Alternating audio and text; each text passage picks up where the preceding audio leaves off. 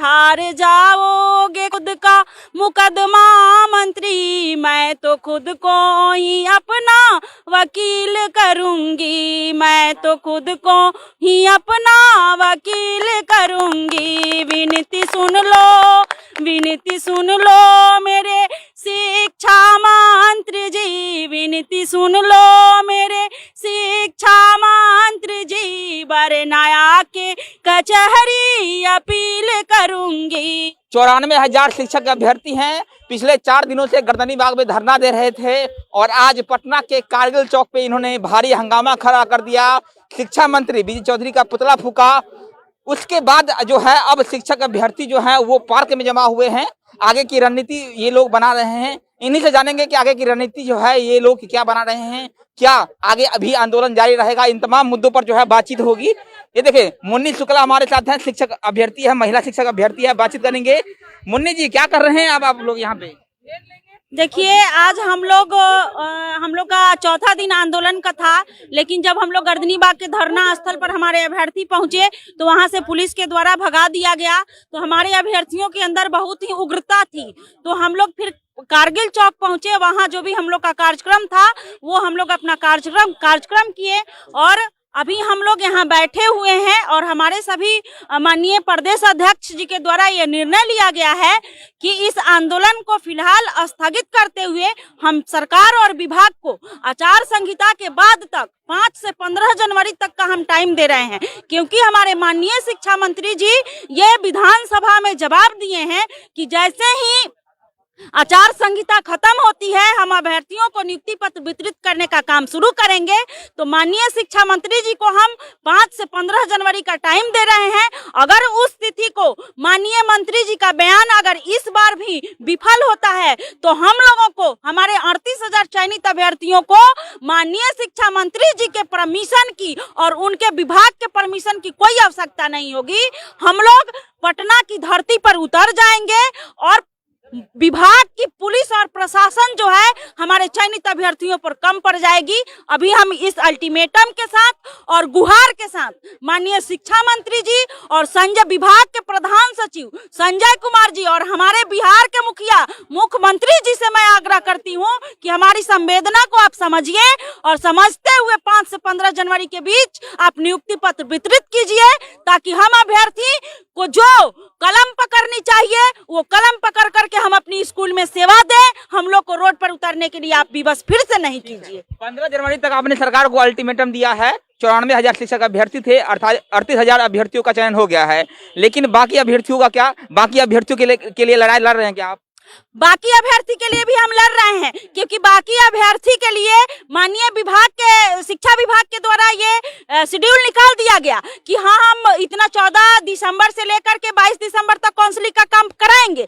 लेकिन आप उसी शेड्यूल में नियुक्ति पत्र की तिथि को क्यों नहीं बताएं? इससे साफ मंशा जाहिर होती है कि आप काउंसलिंग के नाम पर अभ्यर्थियों की नियुक्ति पत्र को टालना चाह रहे हैं, सालों सालों तक लटकाना चाह रहे हैं। माननीय शिक्षा मंत्री जी, शिक्षा विभाग के प्रधान सचिव जी, मैं आपसे ये कहना चाहती हूँ कि आज एक बिहार का ही IAS ऑफिसर जो है अरुणाचल प्रदेश या हिमाचल प्रदेश में इस चीज को भूल रही हूँ, वहाँ एक IAS ऑफिसर के रूप में चयनित होकर गए हैं।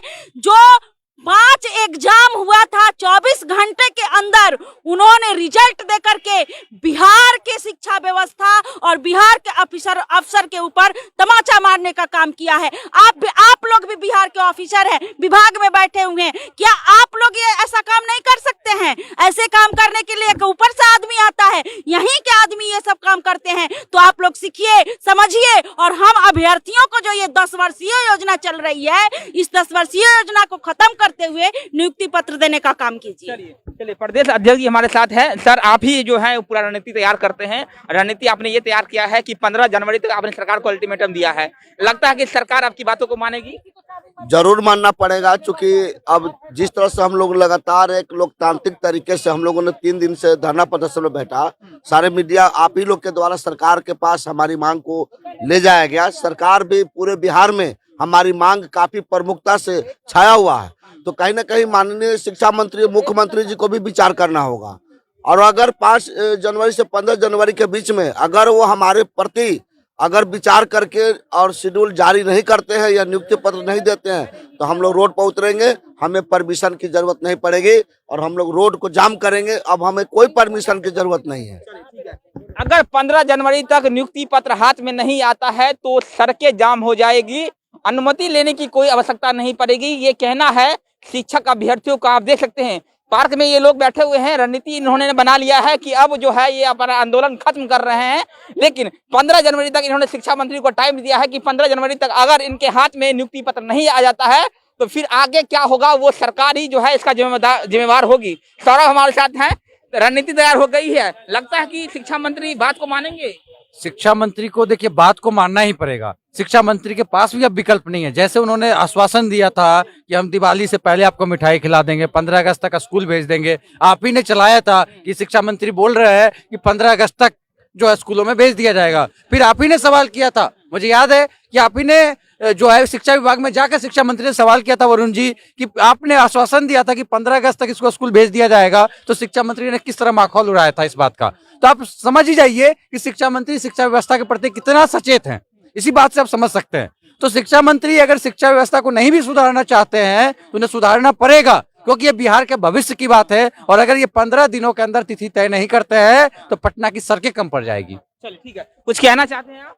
सर, कहना बस यही है कि अगर हम लोग शिक्षा मंत्री का जो बयान अभी आया है, ऐसे तो बहाने उनके हमेशा से आ रहे हैं, आप लोग भी देख रहे हैं, लेकिन अभी उन्होंने विधानसभा सत्र के दौरान उन्होंने आंसर किया है कि आचार संहिता के बाद हम इनकी नियुक्ति प्रक्रिया कंप्लीट कर देंगे, इनको नियुक्ति पत्र दे देंगे। तो अगर वो इस बयान से फिरते हैं तो हम लोगों के द्वारा, हमारे संगठन के द्वारा ये डिसीजन लिया जा चुका है कि हम लोग अब किसी की परमिशन नहीं लेंगे। हम लोग 38,400 अभ्यर्थी रोड पे उतरेंगे और फिर उन पे बुरी तरह से भारी पड़ने वाले हैं। देखिए, गाना के माध्यम से मैं सरकार को ये कहना चाहती हूँ कि आप मेरी विनती को स्वीकार कीजिए। हम लोग जितने भी चयनित अभ्यर्थी आपसे गुहार लगा रहे हैं, नहीं तो फिर कोर्ट का दरवाजा खुला है और पटना की सड़कें खुली हुई है हम अभ्यर्थियों के लिए। विनती सुन लियो, विनती सुन लो मेरे शिक्षा मंत्री जी, विनती सुन लो, विनती सुन लो मेरे शिक्षा मंत्री जी, वरना जाके कचहरी अपील करूंगी, वरना जाके कचहरी अपील करूंगी। हार जाओगे खुद का मुकदमा मंत्री, हार जाओगे खुद का मुकदमा मंत्री, मैं तो खुद को ही अपना वकील करूंगी, मैं तो खुद को ही अपना वकील करूंगी। विनती सुन लो मेरे शिक्षा मंत्री जी, विनती सुन लो मेरे शिक्षा मंत्री जी, वरना आके कचहरी अपील करूंगी, वरना जाके कचहरी अपील करूंगी। चलिए, विनती सुन लो शिक्षा मंत्री जी, वरना कचहरी जाकर अपील करूंगी। और इन्हीं बातों के साथ, इन्हीं वादों के साथ जो है ये शिक्षक अभ्यर्थी जो है वो सरकार से गुहार लगा रहे हैं कि उनकी विनती जो है वो सुन ली जाए। हालांकि 15 जनवरी तक इन्होंने सरकार को अल्टीमेटम दिया है, लेकिन उसके बाद भी अगर इनके हाथों में नियुक्ति पत्र नहीं आता है तो फिर आगे पटना की सड़कों पर या फिर बिहार की सड़कों पर क्या कुछ होगा उसके जिम्मेवार जो है खुद शिक्षा मंत्री विजय चौधरी होंगे। मेरा नाम वरुण झा है, आप जनता जंक्शन देख रहे थे, बहुत बहुत धन्यवाद।